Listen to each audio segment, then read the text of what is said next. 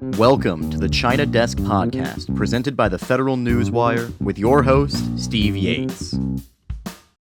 Welcome to the China Desk Podcast. I'm your host, Steve Yates, Senior Research Fellow for China and National Security at the Heritage Foundation. A reminder to our audience for whom we are most grateful. Viewers can watch the China Desk on YouTube or subscribe to hear all our interviews on Apple, Spotify, and most other podcast providers. We welcome you to check out our website and show archive at ChinaDeskPodcast.com. You can also access our podcasts at thefederalnewswire.com. My guest today is Mark Clifford, President and Board Member of the Committee for Freedom in Hong Kong Foundation. Previously, he was Director of Next Digital, the publisher of the pro-democracy Apple Daily newspaper, Executive Director of the Hong Kong-based Asia Business Council, Editor-in-Chief of the South China Morning Post in Hong Kong, and Publisher and Editor-in-Chief of The Standard in Hong Kong. He held senior editorial positions at Business Week and the Far Eastern Economic Review in Hong Kong and Seoul, and has received numerous prizes and awards for his books and journalism. Mark joined us in a previous episode to talk about another work, but today we're going to focus on his newest book, The Troublemaker: How Jimmy Lai Became a Billionaire, Hong Kong's Greatest Dissident, and China's Most Feared Critic. Mark, with that, welcome back to the China Desk. Let's jump in. Yeah, great to be here, Steve. And of course, thanks for your interest in Hong Kong and in freedom. Well, it is a tale of interest, friendship, passion, and tragedy that we are going to be having a little bit of a discussion. I'm grateful to you for having, number one, lived the life that you've had to be able to be a witness to these things and to the key personalities we'll be talking about today, but also for the skill you've had in writing this. This is a story for which you've had a front row seat. Sometimes that's easier, sometimes that's harder to write about.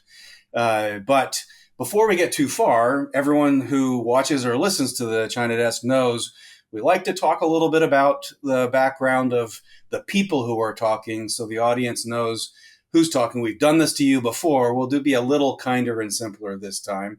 But I got to tell you, and as I said in the pre-show, every time I look over your bio, I feel like I'm having a stroll down memory lane, because for those of us that came of age in the 80s and 90s, reading and traveling to Asia and keeping track of things, there wasn't an internet. We didn't have email. You were getting hard copies of the Far Eastern Economic Review. If you're at a think tank like I was, you're getting interviewed by people at the South China Morning Post or the Standard. And some of these things are still around, but a lot are not. But talk a little bit about, to remind the audience about how you ended up in Hong Kong and what catapulted you on your way into journalism in that part of the world. Yeah, well, thanks. I was lucky enough to be a recipient at Columbia University of here in New York City of what was then called a Walter Bagehot Fellow. Now it's a Knight Bagehot Fellowship. And it's for journalists who specialize in business, financial, and economic journalism. And that was my background. I'd been at Forbes, Financial World. And I wanted to go abroad. And Asia seemed like the place. And especially if you're interested in economic growth and social change. I was offered a job almost sight unseen by the Far Eastern Economic Review, and hired by Philip Bowering was the number 2 at that point, and I'll come back to him later in the broadcast. But Philip gave me a great opportunity. I spent 5 years in Seoul. I moved there in mid-1987 at a time when technically it wasn't a military dictatorship, but it was pretty darn close. And I watched over the next 5 years an extraordinary transition to democracy. And I think that colored my optimism about China and the kind of transition China could go through. I think you were in Taiwan around that time. Taiwan was under martial law when I moved to South Korea. And so we saw this, South Korea and Taiwan are two of the most robust and vibrant democracies in the world now. And so I think I was pretty optimistic about where China was going. And Philip gave me the opportunity to move down to Hong Kong in 1992. And I was with the Review, with Business Week, as you said, ran the 2 English language newspapers in Hong Kong, and got to know Jimmy early on. And there led to me going onto the board and to, as you say, being a pretty close front row observer to what happened with Hong Kong during a very free period and then during the ending of that freedom. Well, since we're focusing on the biography you've done on Jimmy and his experience, but when was the first time you met Jimmy? Yeah. Interesting. It was I guess mid 1993, and I was profiling him for I was mostly focused on Giordano, which was this kind of early fast fashion company he set up. Jimmy came to Hong Kong as a literally penniless 12-year-old illegal immigrant, was sleeping in a factory, and within 15 years he owned a factory, and pretty soon after that was one of the biggest garment manufacturers in Hong Kong. I think the biggest sweater manufacturer. He went from being a manufacturer to being a retailer, and he was, it was an early fast fashion. He was a pioneer in fast fashion. So he said he was retired and invited me over to his mansion where he had a pet bear in the back, and he cooked me lunch and told me about his plans for a newspaper. And stayed in touch with him and was there coincidentally at some pivotal moments when he had to choose between the very successful retail operation he built up and his fledgling media operation. Obviously chose not to buckle and chose to go with media. Yeah.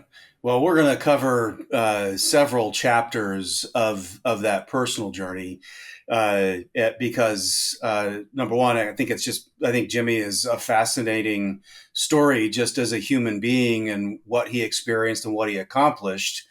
But it's also coincident with some very important historical milestones, good and bad, in China.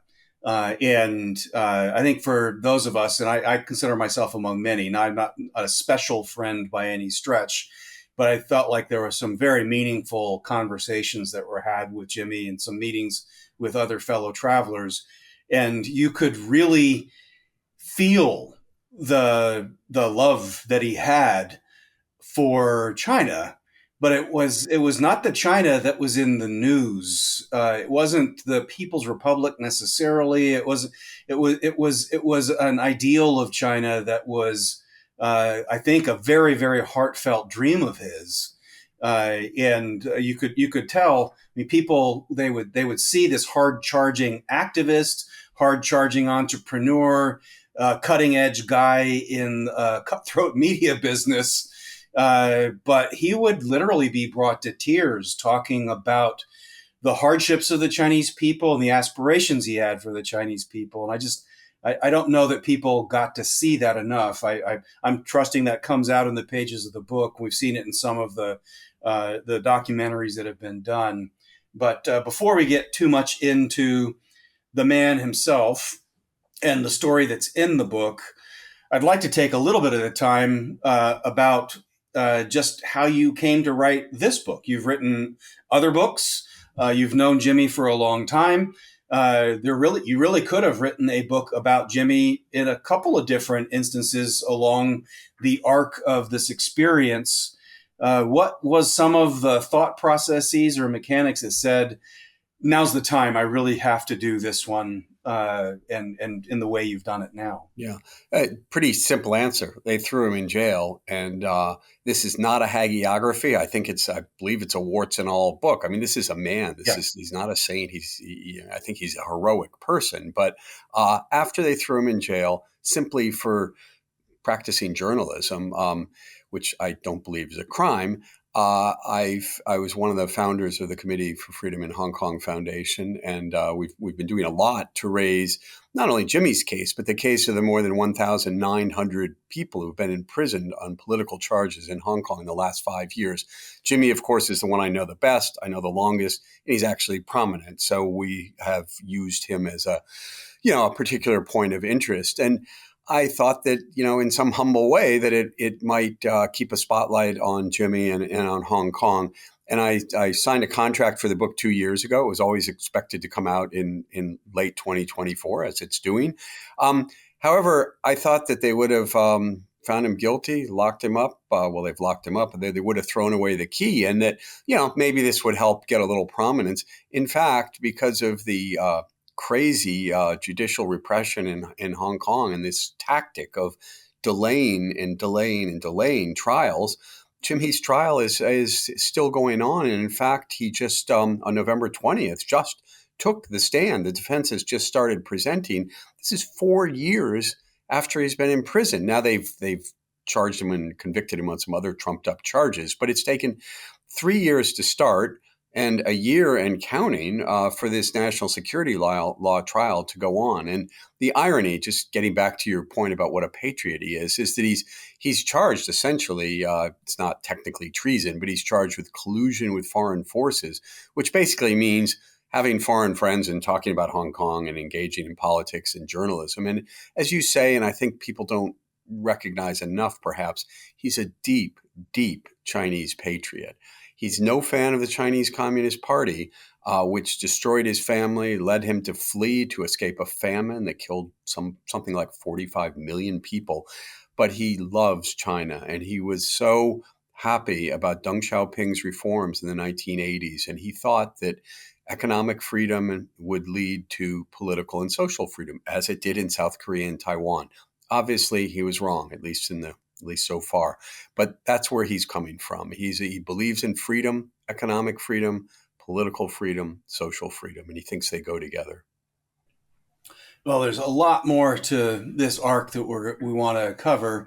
But before we get into the telling of the book, as I mentioned as we were preparing, you have an extremely compelling foreword in the book, in my humble estimation.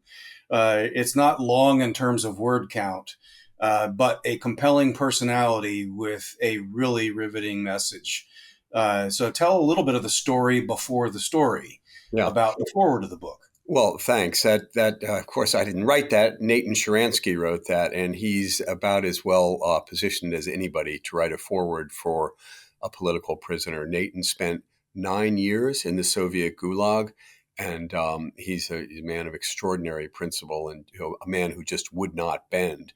And a month or two before Jimmy went to prison, a mutual friend introduced them. They had a conversation on the phone. They had wanted to meet, but it was during COVID. And Jimmy and I were doing a series of weekly live stream events. I mean, conversations like the one that you and I are having, but bringing in someone else. I was just the moderator. And so we brought in Nathan Sharansky, and they had an extraordinary, really a historic conversation. And I subsequently talked to Nathan about it. And Jimmy knew he was going to prison. He could have run away. Let's not forget, he was a billionaire until the Chinese started stealing his wealth. He had houses, scattered in apartments scattered around the world, plenty of money, could have gone at any time. And many people suggested that he urged him strongly to leave. And he told one of them, "I'd rather be hanging by a lamppost in central Hong Kong than to give the communist Chinese the satisfaction of saying I ran away." This is a guy who wasn't going to run. He's never run. And Nathan Sharansky, and he talked about how to survive, how to be, as Nathan put it to me, he was trying to figure out how to be a model political prisoner. And Sharansky writes eloquently in the foreword about how he didn't know when he would physically be free. He said, "That's up to my captors, to the KGB, but I can be mentally free. I can live as a free man." And I think Jimmy's taken those words to heart, and I think that's how he's trying to live. There's just such a swirl of events and news as all of this was happening in real time. So those of us that were watching it from far away, frankly, I watched with interest because I thought Jimmy was a friend, and I'd always kind of admired the arc of his story, and I knew that he was staring this down and not leaving. I'd forgotten about these conversations with Sharansky.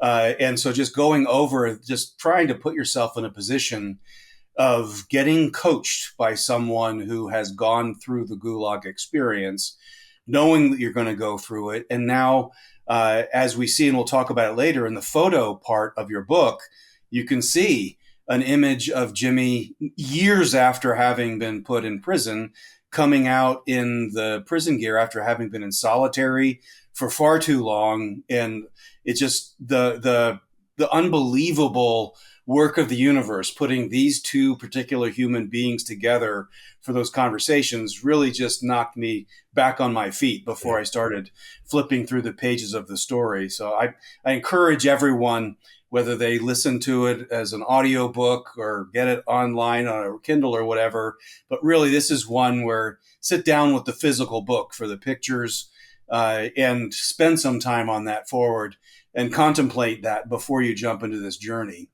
But so let's begin the journey. One of the challenges I thought that you had in doing this, and I think you've done well with it, is you're telling a story about a man, but you're also telling a story about the arc of development in China, and simultaneously sort of the hopes, dreams, disillusionments that are happening among Chinese people, among Hong Kongers, among people in the West that are woven into all of this. In some ways, this is a very complicated quilt you've got together, and yet it's tied around a man's experience walking through it. So that kind of helps hold it together. But when I read through the timeline that you're covering, of course, you give Jimmy's timeline, but you're also, as you've already alluded to, you're coincident with the Great Leap Forward, which was a massive famine. A lot of the world thinks of China in the go-go reform era with these massive growth figures, but they seem to forget that's because the Communist Party freaking killed the Chinese people and their economy. So there was only up to go from there. But Jimmy's formative experience was in that famine and then the radicalized politics of the Cultural Revolution. But I digress. I'm telling a story. It's yours to tell. Walk us through sort of the early phases of Jimmy's upbringing and what got him to be someone of note in Hong Kong. Yeah, well, just remember the environment he came out of. As you say, he's born, we're not sure exactly when he was born. He celebrates his birthday as December 8th, 1948, as does his twin sister. But I've seen British passports, and he's a UK citizen, that have different dates, a different year, a different month. They don't even agree with each other. But let's say he was born in 1948. He was born just before Mao took power. So he was an infant when the Chinese Communist Party created the so-called New China. He was born into a wealthy family that was, suffered very hard times after Mao took power. His father left to Hong Kong when he was an infant, a couple of years old. He has dim memories of his father. His mothers could have, the authorities said that both parents could go. They have to leave their kids. The mother stayed behind. So, heartbreaking separation. They had a big mansion taken away from them. Other people were moved in. They're squeezed into a little part. So you go from a position of, a childhood, an early childhood of some wealth and privilege, and then you become, an enemy of the state. The great irony is his mother, who was, by all accounts, a wonderful person, came from very, very humble peasant origins, was married in basically to take care of this other family and give some more kids. But then the mother, after the communists take power, well, she's the wife of a rich man. She comes from a rich family. Forget about her background. So she's sent to a labor camp. Jimmy and his sister are left to fend for themselves when they're 4, 5, 6 years old. They're happy if they can find a field mouse and grill it for some food. He's out on the streets. He's never made it through elementary school. He's, scrounging for tips at the railroad station, carrying people's bags. And he meets a guy gives him a tip, and then he reaches, kind of thinks again, reaches into his pocket and gives Jimmy a half-eaten bar of chocolate. And Jimmy kind of furtively, so hungry, he can't wait. He kind of turns away and nibbles a little on the chocolate. He turns back to the guy. He's like, wow, what is this? It's chocolate. And where are you from? Hong Kong. I'm going to Hong Kong. It's the land of chocolate. And so he bugged his mother for a year. And honestly, the famine must have been so bad, Steve, because what mother would let a 12-year-old go off on his own as an illegal immigrant, right, to Hong Kong? He rocks up there. His aunt and uncle his father's nowhere to be found for a while. His aunt and uncle are living in a place so small, there's not even room on the floor to let Jimmy spend even the first night there. So they find him a place in a factory. He's sleeping on the table. 15 years later, he owns a factory. I mean, he wakes up that first morning in Hong Kong, there's rice, there's dumplings, there's a smell of food, the warmth, the companionship of his other workers. And he's like, this is freedom. Food is freedom for me. And then he finds out the freedom to run his own business. Then he finds in the Tiananmen Square crackdown in 1989. I mean, he sold shirts supporting the students, and then after the crackdown, of course, he was devastated. But he saw that information was a kind of freedom, and that technology. CNN was young then; it was the first time that we were starting to see real-time events like the Tiananmen killings broadcast. So he said, transparency, information, media, it's all going to contribute to the reforms that are happening in China. It's economic reform. You could see what happened in South Korea and Taiwan. And so he said, it's a business. It's a great business, but I'm going to start a newspaper and a magazine. And when I first met him, he'd started the magazine, was telling me about the newspaper and explaining to me how Hong Kong people had a thirst for democracy, and yet all the newspaper owners were afraid because the Chinese were coming. And so they were all backing off. And he said, hey, I got a business opportunity. It's kind of like a kind of thing Warren Buffett might have grasped, because I've got a moat around my business. I've got something people want. I'm going to sell democracy, and nobody else can touch it because they're too afraid. So one thing led to another. But yeah, one of the things that I'd known him for over 30 years, but his entrepreneurial strengths, I thought he was kind of one of 1,000, one of 10,000 entrepreneurs in one of the world's most entrepreneurial city in the 60s, 70s, 80s. No, he was one of a handful of the best entrepreneurs Hong Kong ever produced. And the fact that he's in jail tells you everything you need to know about what used to be one of the great financial and business centers of the world. The fact that you'd lock up one of your greatest entrepreneurial minds just speaks to the poverty of imagination of the Chinese Communist Party. Well, it certainly does. And there's so many elements of this that didn't have to be this way, because Jimmy was not born to be anti-China. He had his problems with the Communist Party in terms of how they were governing, and he had a uniquely sharp pen in putting some criticisms out in public about those leaders. But people inside China couldn't do that. So he was speaking for them in some ways in doing this. And when I think back to that time, I guess one of the things that's probably important to note now, we talked a little bit about context of what was happening in China. Let's talk a little bit about the context of what was happening in Hong Kong. Because when Jimmy was making this transition from one industry to another, Hong Kong was in the middle of making a transition from British to People's Republic of China sovereignty. And a lot of what would shape the later chapter in Jimmy's experience that leaves him in prison now is very relevant to what that transition promised and failed to deliver in many ways. But his business and his life really says a lot about what was thought to be happening in Hong Kong, its potential, and then where it's gone. So maybe share a little bit of that backdrop on the Hong Kong transition and that experience as illuminated by Jimmy. Yeah, great question. And again, it's something that surprised me because, he'd started out making sweaters, very successful, moves on to retail with Giordano, the fast fashion company.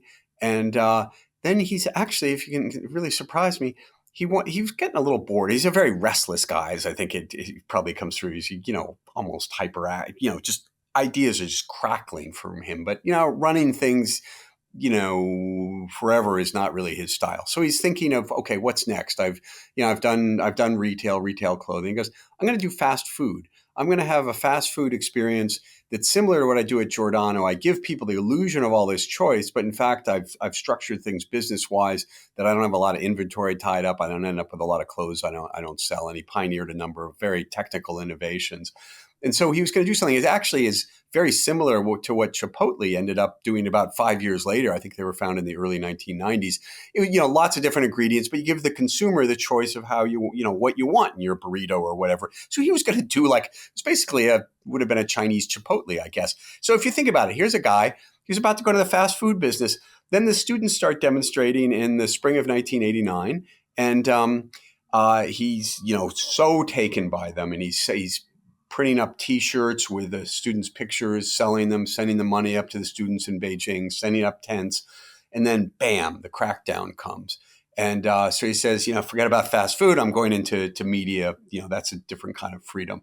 And so he does that. And Next magazine, it took a little while to get off the ground, but ended up being very successful. It was launched in 1990.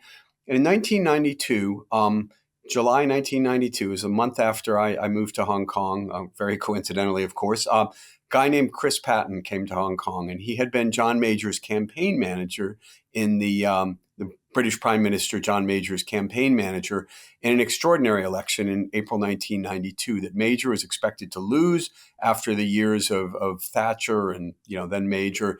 Surprisingly, Major won, but Patton lost his seat. And Major wanted to shake Hong Kong up. He'd been badly treated by the Chinese on a trip a few years earlier. And so he didn't want all the old panda huggers, the old, supposed China hands who didn't really, they didn't really represent British interests.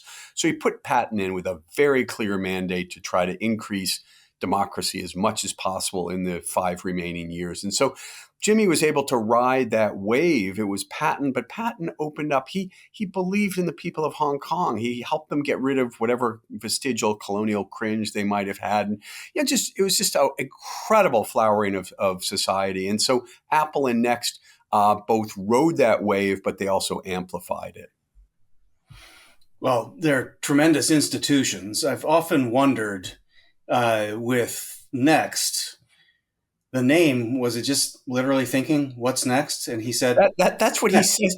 It's funny because people say, there's Apple Computer, and then Steve Jobs earlier had founded something called Next. Jimmy denies it, if there's anything to do with it. And I think, Steve Jobs wasn't that well known. Apple was really a struggling company then. With Apple, he says, this is a very interesting, he was thinking very hard about Catholicism in the early and mid 1990s. And he ended up converting in 1997, a week after the handover. And so he's thinking a lot. He's talking to priests and other, knowledgeable Catholics. And he said, in Apple, he said, it's the source of all the news. If Eve hadn't eaten the apple, we'd still be in paradise. There'd be no news. So I'll call it Apple.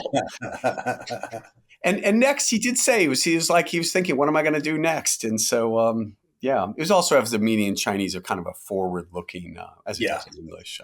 So I was just saying, so again, that shows his sense of marketing, a kind of sense of not taking himself too seriously, but also thinking out of the box. I mean, other newspapers are named like, the Economic Times, the Economic Journal, the South China Morning Post, the Standard. I mean, all fine names, but very traditional newspaper names. I mean, in the early 1990s, people weren't naming things, like Next and Apple. And again, I think it shows his creativity and his confidence as a businessman. Yeah.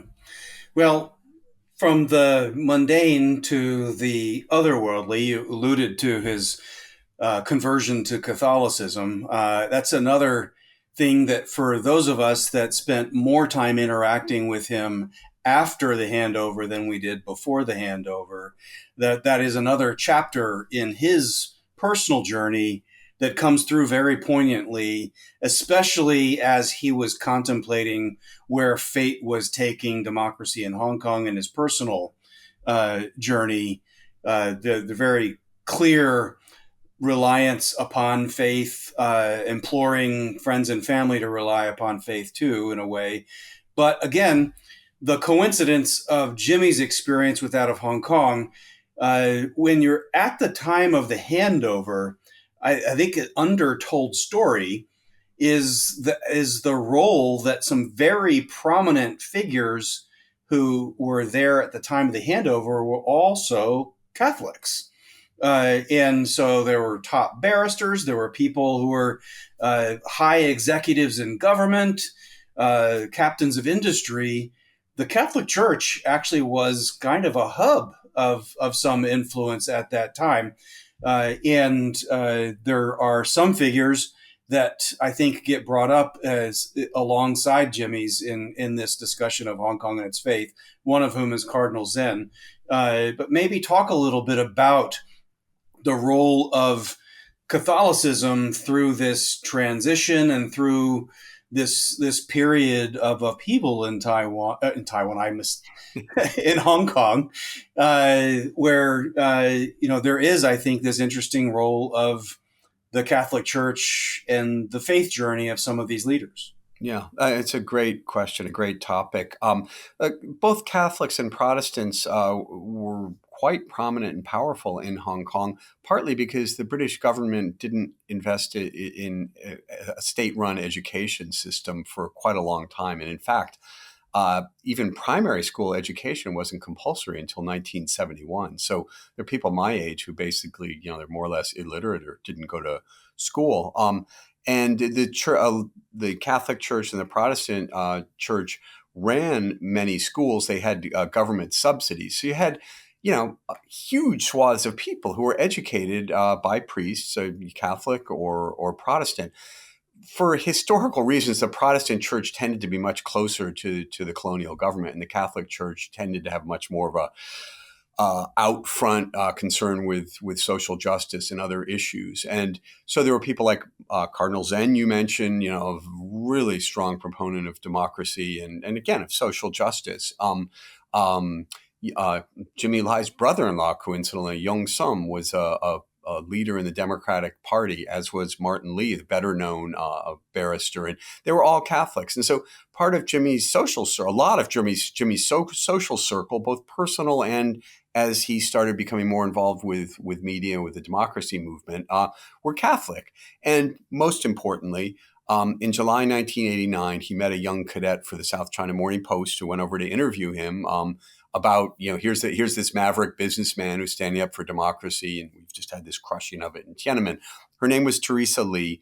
He was instantly smitten with her. His first wife had left him a couple of years earlier, and he was a bit at sea. I think he would agree. Everybody around him would agree.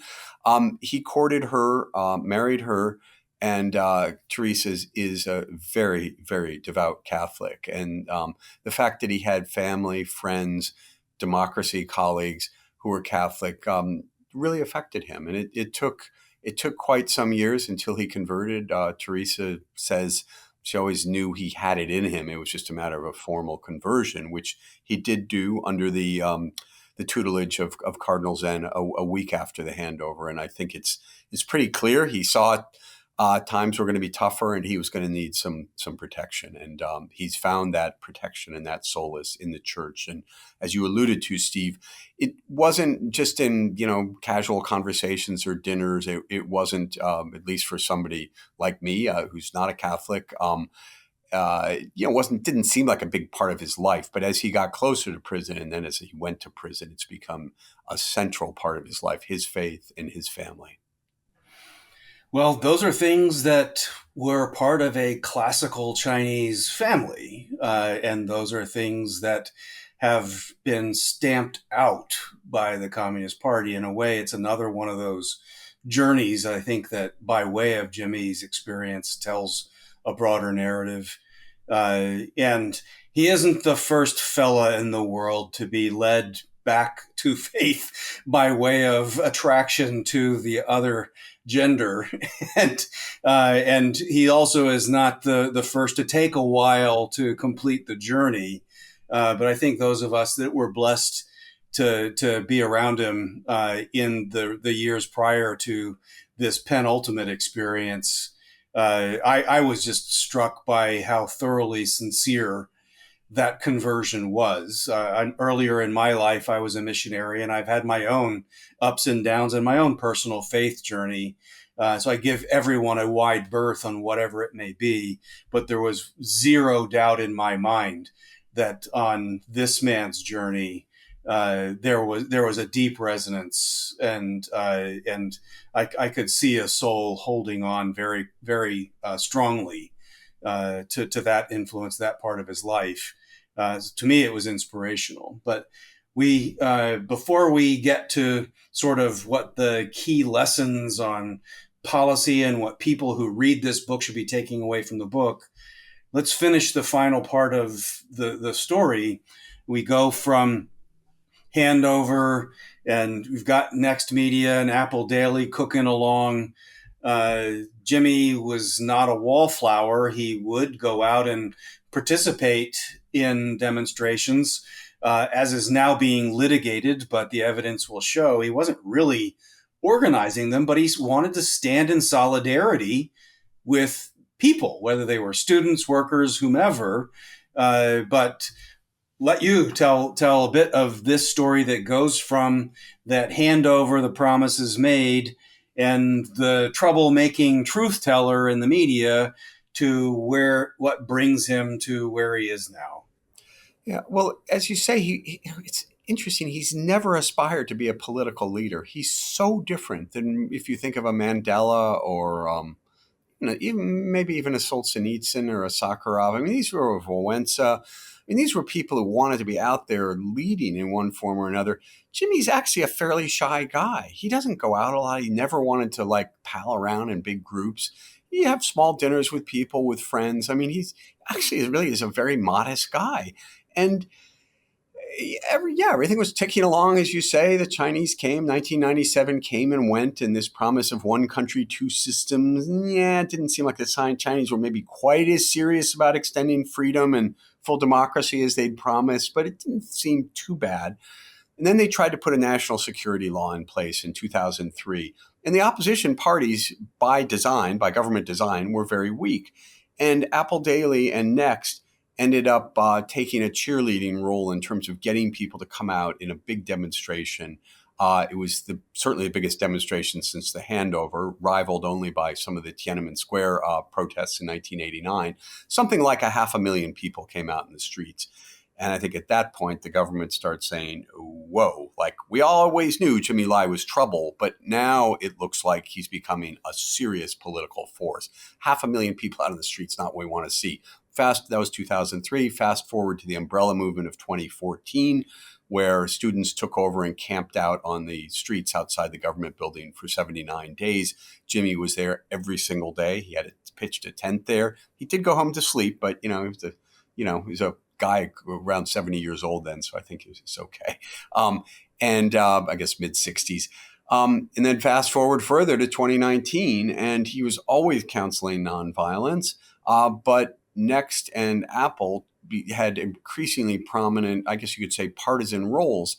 Look, there are a lot of places in the world where media are left or they're right or they're religious or they're free market or whatever. And this was a media empire with a very strong point of view, a very strong pro-democracy point of view. And Jimmy himself, again, I have to stress, he was never wanted to be, is temperamentally unsuited to be a political leader. But he was more visible, as you say, Steve. And he got tear gassed, he got arrested, and he just really wanted to show his solidarity. He was quite happy for the young people who were taking over the movement, who were frustrated that his generation hadn't been able to accomplish anything. But he was there really in more of a role to support them than to be a leader. Yeah, I mean, it just can't really be emphasized enough. I mean, this is kind of what a media is supposed to do. He wasn't driving the narrative. He was giving voice to the narrative. And the narrative was coming from a lot of people. And for those that are listening and might not really be familiar with sort of the scale of these things, when we're talking about roughly 7 million people, give or take, in a total population. So when 500,000 to 1 million show up, and there were a couple of times in these later protests where people said it might have been near 2 million. I don't know, kind of hard to count. But all you can say is it was a lot. I mean, you can't fathom what it would be like to have a similar proportion of the population of the UK or the United States or Canada or anywhere else hit the streets. I mean, we don't even agree enough to hold that number of people together at any one time. So, I mean, these were very, very profound movements that no one person could have really driven. But the trials that exist now, they're looking to scapegoat him and up to 1,000 other people for playing this dastardly role. But really, when you have that proportion of a population, there's just no way this small group is really responsible. You must have done something. Yeah, I mean, I think in the summer of 2019, there were several demonstrations where the estimates are that 2 million people came out. As you say, hard to count. 1.8 million, 2.2, who knows? But proportionally, you mentioned the US, that would be like 90 million people marching on Washington, D.C. It was like the whole city was there. And nobody was paying them to go to the demonstrations, unlike the pro-Beijing demonstrations. They were there because they wanted China to keep to its promises. Again, we're not talking about revolution. We're not talking about radical stuff. Yeah, there were some people who were pro-independence, as Jimmy's always said, and he recently said it again. That was a non-starter.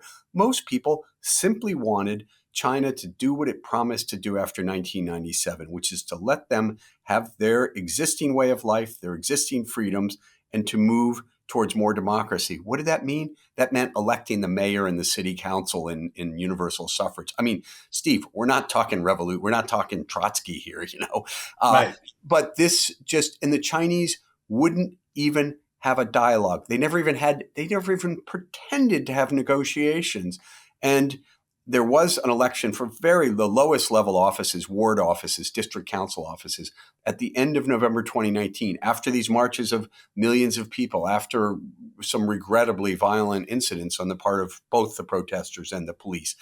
Overwhelming victory for the pro-democracy candidates. And I think that's when Xi Jinping said, whoa, we have lost the people of Hong Kong. Of course, you or I or a reasonable person might think, oh, okay, let's negotiate. Let's, try to make, work this out. No, Xi Jinping said, let's send in the thugs, send in the bully boys, and basically lock the city up. And that's what they've done. Well, there's a couple of things about that people who are labeled China expert, myself included, from time to time, wouldn't have thought were very likely. Number one, Hong Kong was considered the proverbial goose that laid the golden egg. China benefited immensely from Hong Kong having this separate identity and existence. It was literally profitable. And there was very minimal evidence that it was spilling over into a significant influence into broader Chinese civilization on the mainland of the People's Republic of China. And so it would have been considered unlikely, irrational for there to be a Tiananmen-like crackdown. And yet we have something kind of like that now. And so what all the experts, frankly, said was not going to happen has happened. So as we get into the pre-ending of our conversation, talk a little bit about the final parts of the story in the book, and how does it come to an end in the narrative? We're sort of in an incomplete phase, in that Jimmy is still on trial and Hong Kong is still an open experiment where it may or may not go. And so is China, frankly, at this point. But share with us what your kind of conclusions were from the narrative of the book and where we are.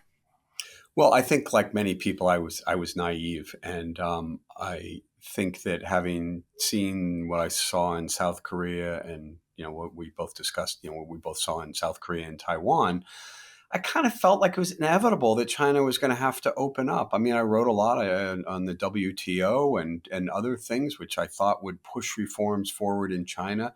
And they did in some ways, but I think we kind of willfully look the other way, and it's like, yeah, they're bad, but they're going to get better in terms of the Chinese Communist Party. And I think we didn't fully appreciate how traumatic the collapse of the Soviet Union was to the Chinese in particular. Tiananmen, the first Desert Storm, the first Iraqi war, and the collapse of the Soviet Union, and seeing the U.S. Military and its technological capacities, I really unnerved the Chinese. And they've spent the last kind of 30 years trying to ensure that they don't meet the fate of the Soviets. And I think if you sum up their conclusion, it's like, Gorbachev wasn't man enough. They just gave in too easily. We're not going to make that mistake. If we err, it's going to be on the side of toughness. And again, I thought that they were going to slide into kind of a sclerotic, corrupt, inability to really decide anything, collective leadership of the sort that you saw in the Soviets for a lot of the 70s and part of the 80s. Well, I was wrong. And I think even the people who elected Xi Jinping didn't quite realize who they were electing. And you think a guy who suffered, as he did, because of his father's high political position during the Cultural Revolution and the Great Leap Forward, would want to ensure that nothing like that happened again. And instead, he seems to have taken exactly the opposite message, which is, Mao's way was the right way, and we can do it smarter and better. We've got better technology. We're richer. The world can't stop us. And it's very sad. I don't think it's for forever. Nothing is in history. I think China has a number of both cyclical and structural economic challenges that actually give us some opening. And I think it's good that the world is waking up to the existential threat that China faces and or poses to those of us in the world. Well, that kind of brings us to the conclusion. I mean, I really feel this is in some ways, a moving narrative that, if you aren't careful, can lead you toward a sad and tragic conclusion. However, I just emphasize that we really call this story to a close at a moment where, as you say, there's a lot of reason to assume more is yet to unfold. The empire may have stricken, but more is to happen. We don't know what the future holds for our friend Jimmy. We don't know whether a deal may be had where he might see freedom again in some form or fashion. We know he prepared himself to go into prison and perhaps never come out.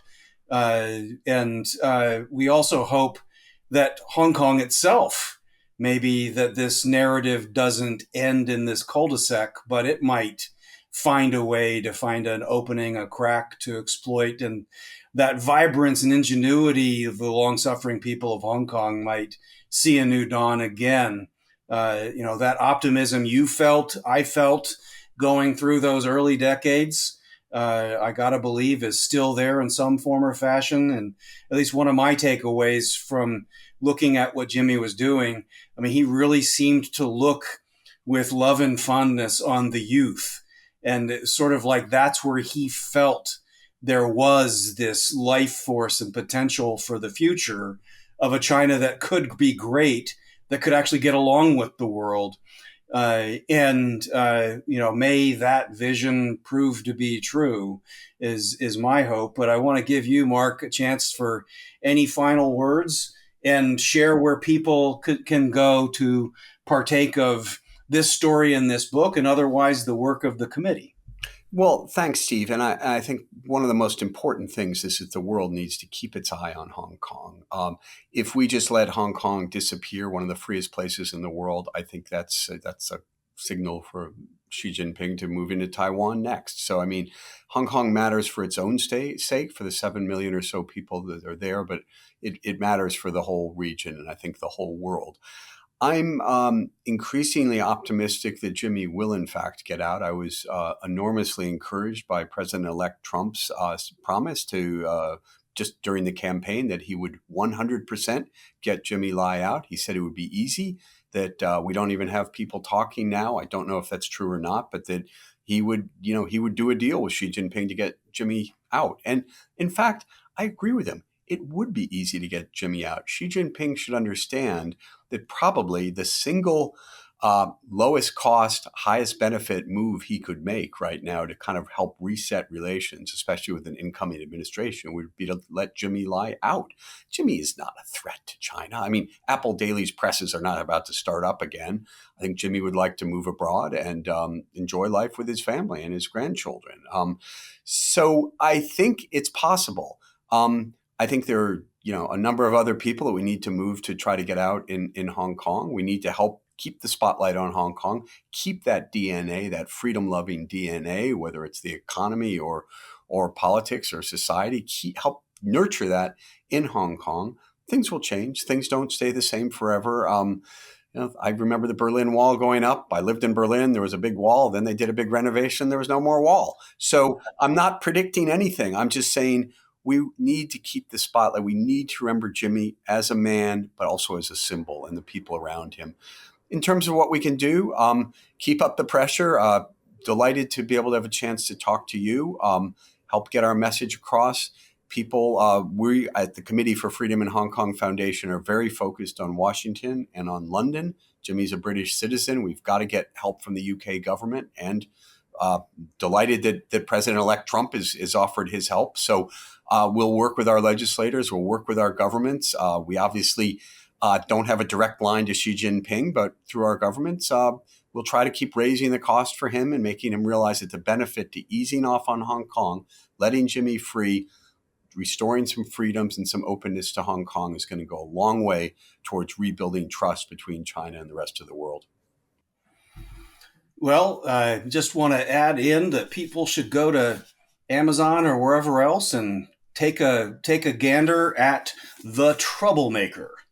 Now, we sort of joke Jimmy was a troublemaker in some ways, but sort of in the spirit of creative destruction that is the spirit of capitalism. If there ever was anything that Jimmy is an embodiment of, it's that energy that is capitalism, the entrepreneur.